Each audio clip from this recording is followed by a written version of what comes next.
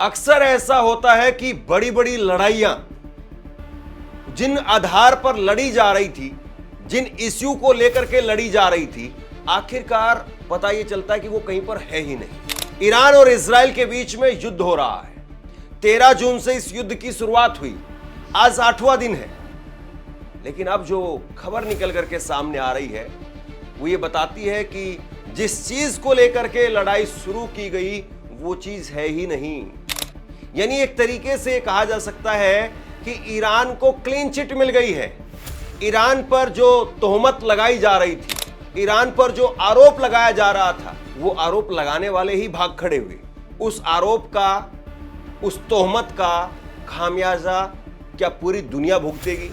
और सवाल यह भी कि क्या ईरान के ऊपर युद्ध करके इजराइल ने एक बहुत बड़ी गलती कर दी है और इजराइल ने एक बहुत गलत दांव लगा दिया है? यह सवाल है जो समझने जरूरी है। सबसे बड़ी बात यह है कि इस वक्त में ईरान में जो लगातार इजराइल की तरफ से बम, मिसाइलें, गोले जो भी दागे जा रहे हैं, उस सब के पीछे और जो शुरुआत हुई थी, शुरुआत इजराइल की तरफ से हुई थी। शुरुआत इसी बात को लेकर के की गई थी कि ईरान परमाणु हथियार बना रहा है या बनाने की तरफ जा रहा है या बना चुका है।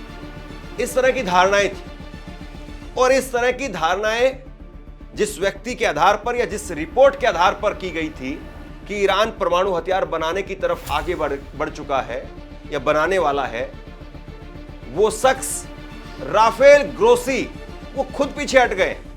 वो कह रहे हैं कि जो बात आप कह रहे हैं इसके लिए मेरे पास में सबूत नहीं है। मतलब आप जो है इस बात को अब 8वें 9वें दिन आकर के सामने कह रहे हैं।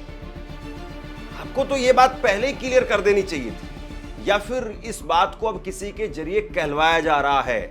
इजराइल अब अपने मकसद में कामयाब नहीं हो पा रहा, इसीलिए राफेल ग्रोसी को सामने लाया गया और उनसे ये कहलवाया गया है कि मेरे पास में सबूत नहीं है।